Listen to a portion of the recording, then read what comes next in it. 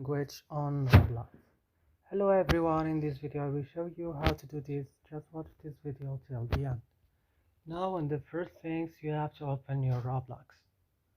After this, you come here on these 3 points, and right now go and open your settings and go to the first option, account information.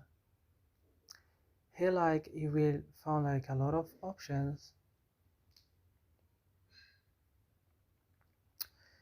So you will come here, we'll go down to language. Where is language?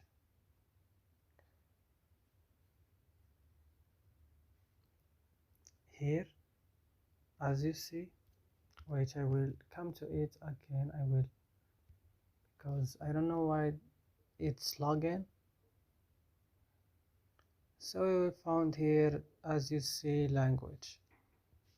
Click on it and change it as you want. That's it. I hope this video is useful for you. Don't forget to like, subscribe in our channel. See you in another video.